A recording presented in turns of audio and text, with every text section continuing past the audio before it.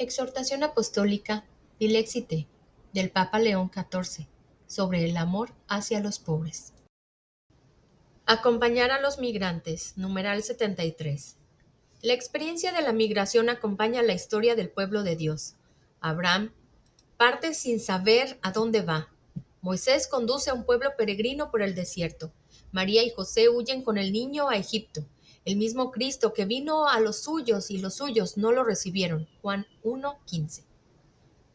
Vivió entre nosotros como extranjero. Por eso la Iglesia siempre ha reconocido en los migrantes una presencia viva del Señor, que en el día del juicio dirá a los que estén a su derecha: estaba de paso y me alojaron. Mateo 25:35.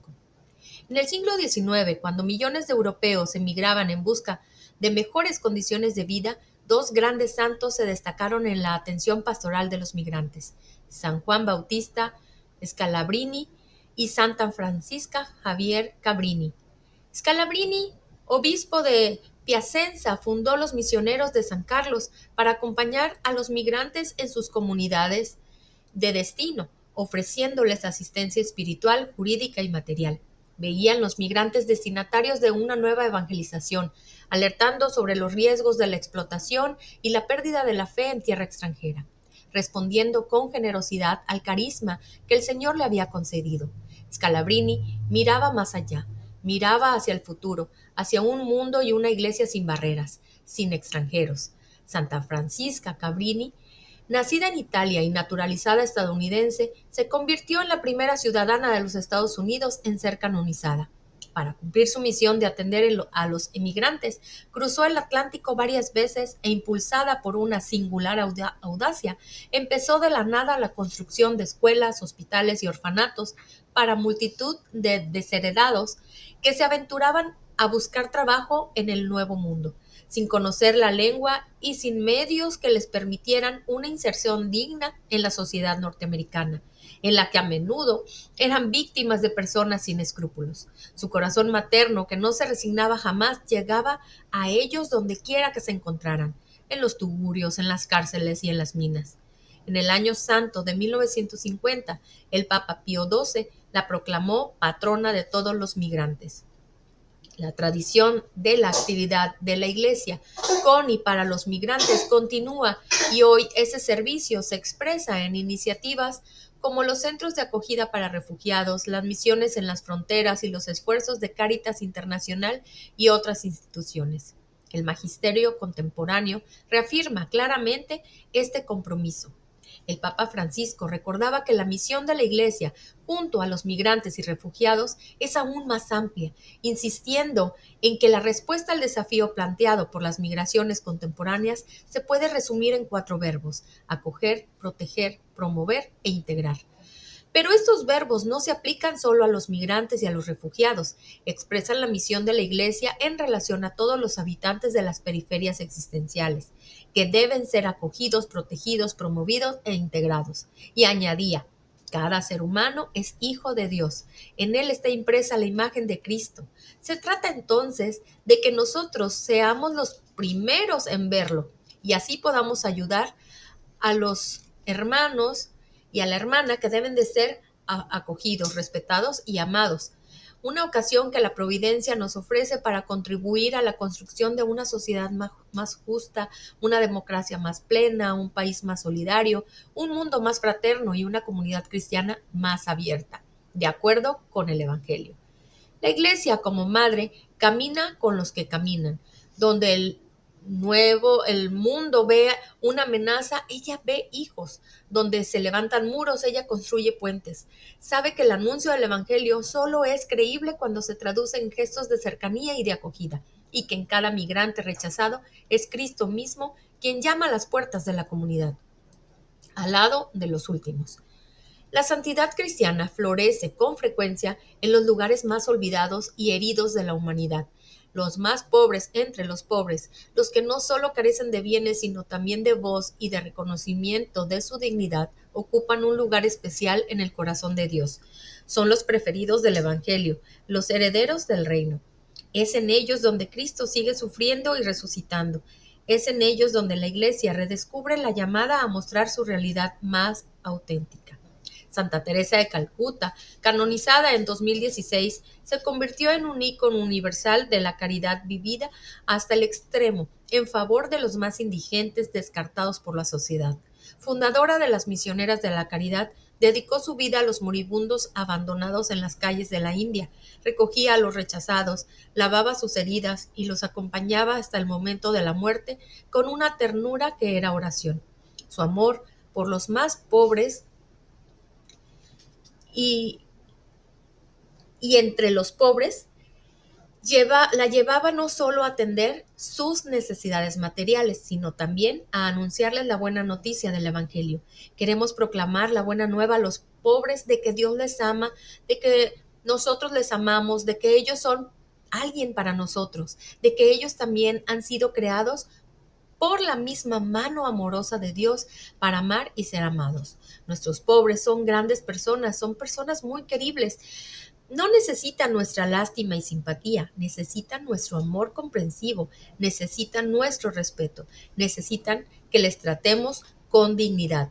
Todo esto nacía de una profunda espiritualidad que veía el servicio a los pobres como fruto de la oración y del amor, que generan la verdadera paz, como recordaba el Papa Juan Pablo II a los peregrinos que habían acudido a Roma para su beatificación. ¿Dónde encontró la Madre Teresa la fuerza para ponerse completamente al servicio de los demás? La encontró en la oración y en la contemplación silenciosa de Jesucristo, de su Santo Rosario y de su Sagrado Corazón.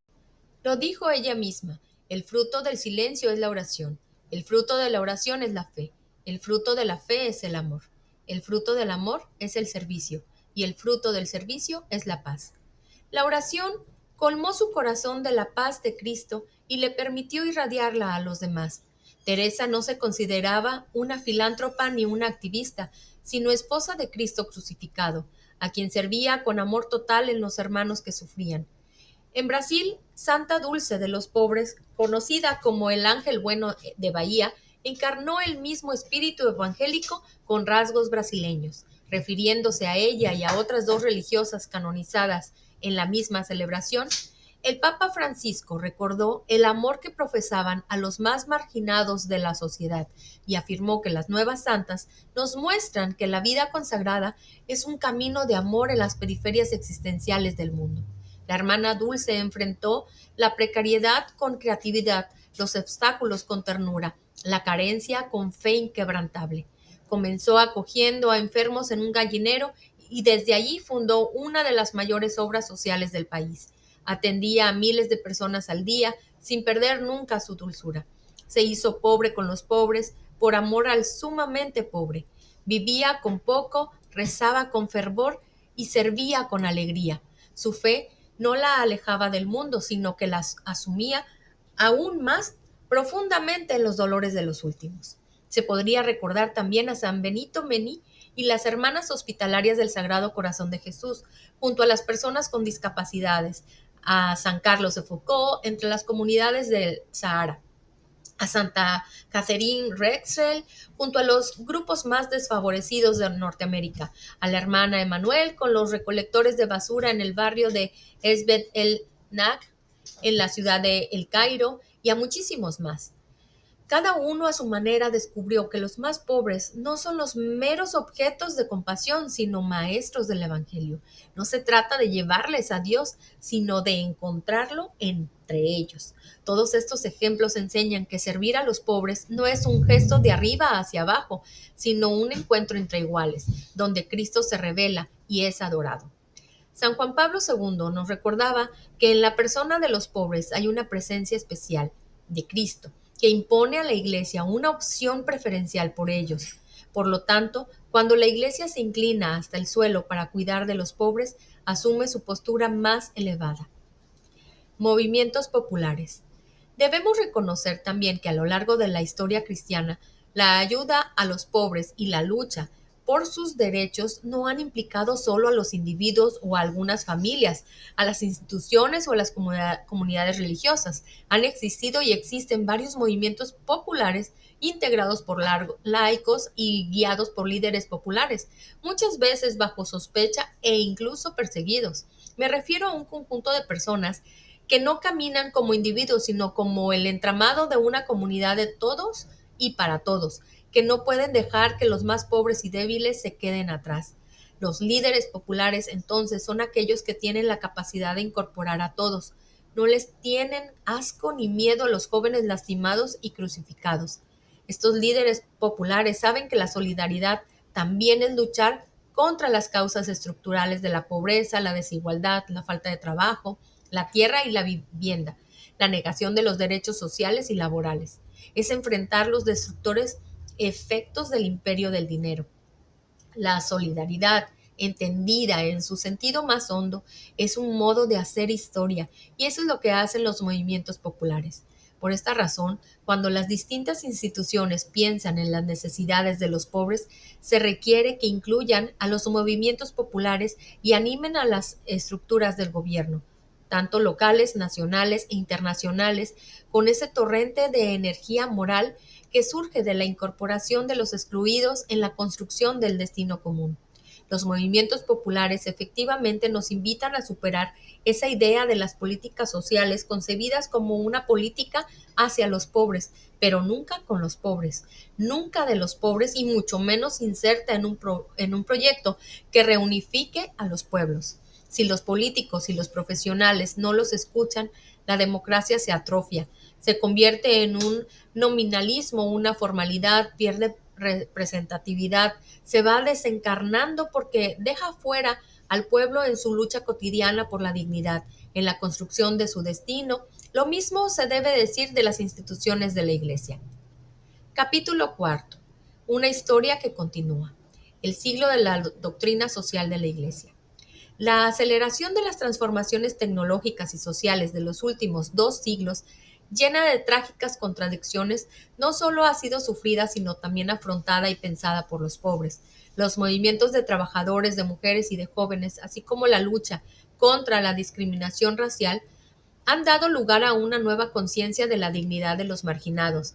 También el aporte de la doctrina social de la Iglesia tiene en sí esta raíz popular que no se debe olvidar. Sería inimaginable su relectura de la revelación cristiana en las modernas circunstancias sociales, laborales, económicas y culturales sin los laicos cristianos lidiando con los desafíos de su tiempo. A su lado, trabajaron religiosas y religiosos, testigos de una iglesia en salida de los caminos ya recorridos. El cambio de época que estamos afrontando hace hoy más necesaria la continua interacción entre los bautizados y el magisterio, entre los ciudadanos y los expertos, entre el pueblo y las instituciones. En particular, se reconoce nuevamente que la realidad se ve mejor desde los márgenes y que los pobres son sujetos de una inteligencia específica, indispensable para la Iglesia y la humanidad. El magisterio de los últimos 150 años ofrece una auténtica fuente de enseñanzas referidas a los pobres. De este modo, los obispos de Roma se han hecho voz de nuevas conciencias, tomadas en consideración para el discernimiento eclesial. Por ejemplo, en la carta encíclica Rerum Novarum, 1891. León XIII afrontó la cuestión del trabajo poniendo al descubierto la situación intolerable de muchos obreros de la industria, proponiendo la instauración de un orden social justo. Otros pontífices también se han expresado en esta misma línea, con la encíclica Mater et Magistra, 1961. San Juan XXIII se hizo promotor de una justicia de dimensiones mundiales. Los países ricos no podían permanecer indiferentes ante los países oprimidos por el hambre y la miseria, sino que estaban llamados a socorrerlos generosamente con todos sus recursos. El Concilio Vaticano II representa una etapa fundamental en el discernimiento eclesial en relación a los pobres, a la luz de la revelación. Si bien en los documentos preparatorios este tema fue marginal desde el radiomensaje del 11 de septiembre de 1962, a un mes de la apertura del concilio, San Juan XXIII centró la atención sobre el mismo con palabras inolvidables. La iglesia se presenta como es y como quiere ser, como iglesia de todos, en particular como iglesia de los pobres. Fue pues el gran trabajo de obispos, teólogos y expertos preocupados por la renovación de la iglesia, con el apoyo del mismo Juan XXIII, lo que reorientó el concilio. Es fundamental la naturaleza cristocéntrica, es decir, doctrinal y no solo social de tal fermento. Numerosos padres conciliares, en efecto, favorecieron la consolidación de la conciencia, bien expresada por el cardenal Lercaro en su memorable intervención del 6 de diciembre de 1962, de que el misterio de Cristo en la Iglesia es siempre, pero sobre todo hoy, y el misterio de Cristo en los pobres, y de que no se trata de un tema más, sino de que en cierto sentido es el único tema de todo el Vaticano II. El arzobispo de Bolonia, preparando el texto de esta intervención, anotaba: esta es la hora de los pobres, de los millones de pobres que están en toda la tierra. Esta es la hora del misterio de la Iglesia, madre de los pobres. Esta es la hora del misterio de Cristo, sobre todo en el pobre. Se perfilaba de este modo la necesidad de una nueva forma eclesial, más sencilla y sobria, que implicase a todo el pueblo de Dios y a su figura histórica, una iglesia más semejante a su Señor que a las potencias mundanas, dirigidas a estimular en toda la humanidad un compromiso concreto para resolver el gran problema de la pobreza en el mundo. San Pablo VI, con ocasión de la apertura de la segunda sesión del concilio, retomó el tema planteado con su predecesor respecto a la Iglesia que mira con particular interés a los pobres, a los necesitados, a los afligidos, a los hambrientos, a los enfermos, a los encarcelados, es decir, mira a la humanidad que sufre y que llora. Esta le pertenece por derecho evangélico. En la audiencia general del 11 de noviembre de 1964, subrayó que el pobre es el representante de Cristo y, acercando la imagen del Señor en los últimos a la que se manifiesta en el Papa, afirmó: la representación de Cristo en el pobre es universal. Todo pobre refleja a Cristo. La del Papa es personal. El pobre y Pedro pueden coincidir, pueden ser la misma persona, revestida de una doble representación, la del pobre y de la autoridad. De ese modo, el vínculo intrínseco entre la Iglesia y los pobres era expresado simbólicamente con una original claridad. En la Constitución Pastoral Gaudium et Spes, actualizando la herencia de los padres de la Iglesia, el concilio afirmó con fuerza el destino universal de los bienes de la tierra y la función social de la propiedad que deriva de ello. Dios ha destinado la tierra y cuanto ella contiene para uso de todos los hombres y pueblos. En consecuencia, los bienes creados deben llegar a todos. Por tanto, el hombre, al usarlos, no debe tener las cosas exteriores que legítimamente posee como exclusivamente suyas, sino también como comunes, en el sentido de que no le aprovechen a él solamente, sino también a los demás. Por lo demás, el derecho a poseer una parte de bienes suficiente para sí mismo y para su familia es un derecho que a todos corresponde. Quien se halla en situación de necesidad extrema tiene derecho a tomar de la riqueza ajena lo necesario para sí. La misma propiedad privada tiene también, por su misma naturaleza, una índole social, cuyo fundamento reside en el destino común de los bienes. Cuando esta índole social es descuidada, la propiedad muchas veces se convierte en ocasión de ambiciones y graves desórdenes. Esta convicción fue impulsada nuevamente por San Pablo VI en la encíclica Populorum Progressio, donde leemos que nadie puede considerarse autorizado a reservarse en uso exclusivo lo que supera a la propia necesidad, cuando a los demás les falta o lo necesario. En su intervención en las Naciones Unidas, el Papa Montini se presentó como el abogado de los pueblos pobres, solicitando a la comunidad internacional la edificación de un mundo solidario. Con San Juan Pablo II se consolida, al menos en el ámbito doctrinal, la relación preferencial de la Iglesia con los pobres. Su magisterio ha reconocido, en efecto, que la opción por los pobres es una forma especial de primacía en el ejercicio de la caridad cristiana, de la cual da testimonio toda tradición de la Iglesia.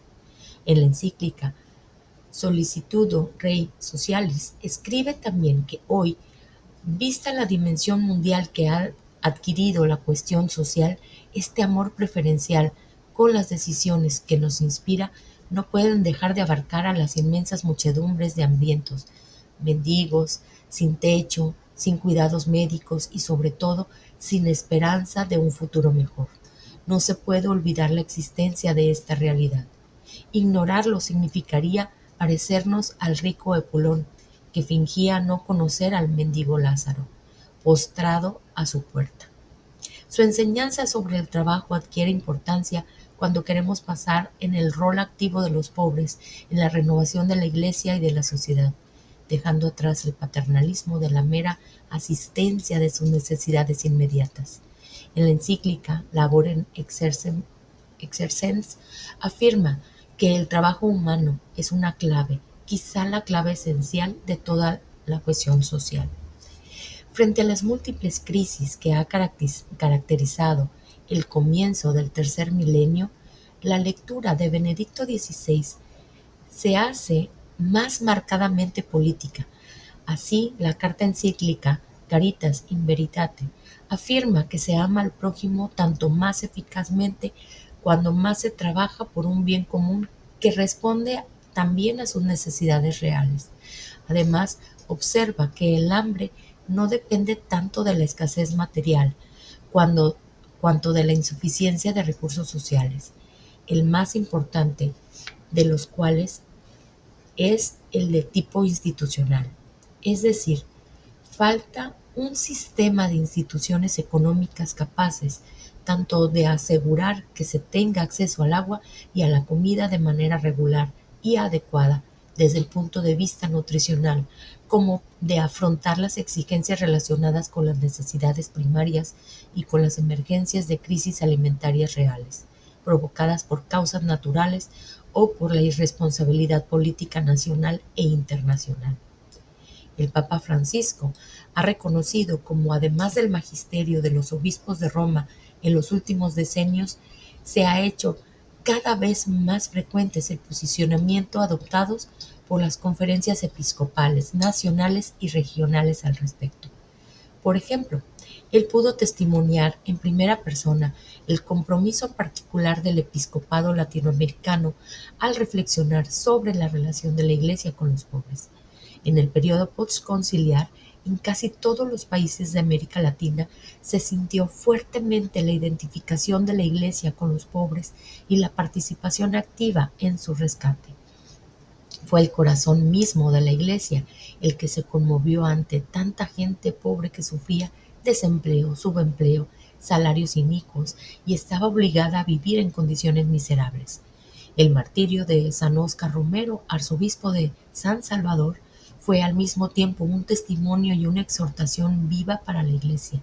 Él sintió como propio el drama de la mayoría de sus fieles y los hizo el centro de su opción pastoral.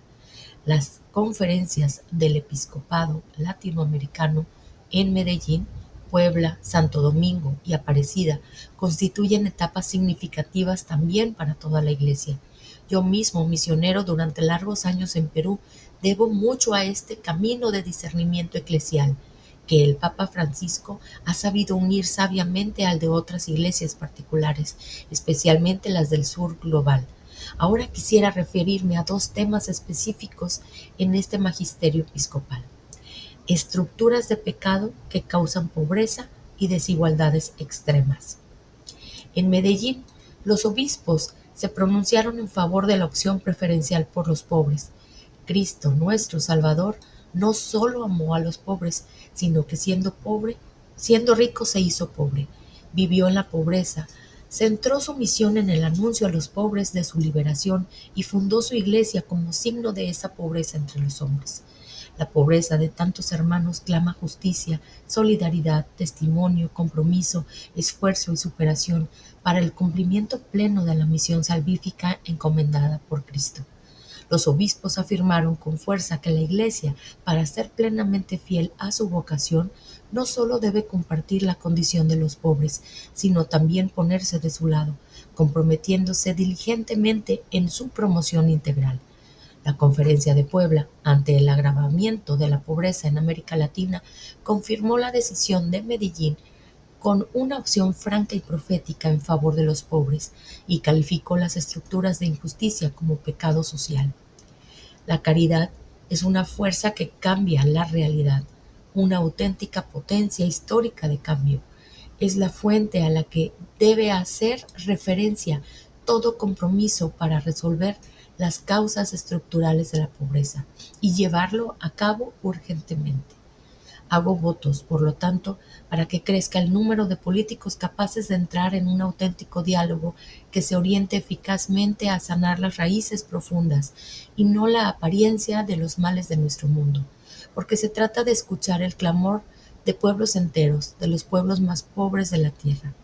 Por lo tanto, es preciso seguir denunciando la dictadura de una economía que mata y reconocer que mientras las ganancias de unos pocos crecen exponencialmente, las de la mayoría se quedan cada vez más lejos del bienestar de esa minoría feliz. Este desequilibrio proviene de ideologías que defienden la autonomía absoluta de los mercados y la especulación financiera. De ahí que se nieguen el derecho de control de los estados encargados de velar por el bien común. Se instaura una nueva tiranía invisible, a veces virtual, que impone de forma unilateral e implacable sus leyes y sus reglas. Aunque no faltan diferentes teorías que intentan justificar el estado actual de las cosas o explicar que la racionalidad económica nos exige que esperemos a que las fuerzas invisibles del mercado resuelvan todo. La dignidad de cada persona humana debe ser respetada ahora, no mañana, y la situación de miseria de muchas personas a quienes esta dignidad se niega debe ser una llamada constante para nuestra conciencia. En la encíclica Dilexit Nos, el Papa Francisco ha recordado cómo el pecado social toma la forma de estructura de pecado en la sociedad, que muchas veces se inserta en una mentalidad dominante que considera normal o racional lo que no es más que egoísmo e indiferencia. Este fenómeno se puede definir alienación social. Se vuelve normal ignorar a los pobres y vivir como si no existieran. Se presenta como elección racional organizar la economía pidiendo sacrificios al pueblo para alcanzar ciertos objetivos que interesan a los poderosos, mientras que a los pobres solo les queda promesas de gotas que caerán, hasta que una nueva crisis global los lleve de regreso a la situación anterior. Es una auténtica alineación aquellas que lleva solo a encontrar excusas teóricas y no a tratar de resolver hoy los problemas concretos de los que sufren. Lo decía ya San Juan Pablo II, está alienada a una sociedad que en sus formas de organización social, de producción y de consumo hace más difícil la realización de esta donación y la formación de esta solidaridad interhumana. Debemos comprometernos cada vez más para resolver las causas estructurales de la pobreza. Es una urgencia que no puede esperar, no solo por una exigencia pragmática de obtener resultados y de obtener la sociedad, sino para sanarla de una enfermedad que la vuelve frágil e indigna y que solo podrá llevarla a nuevas crisis. Los planes asistenciales que atienden ciertas urgencias solo deberían pensarse como respuestas pasajeras. La falta de equidad es raíz de males sociales. En efecto, muchas veces se percibe que de hecho los derechos humanos no son iguales para todos. De la mano de María al encuentro con Jesús.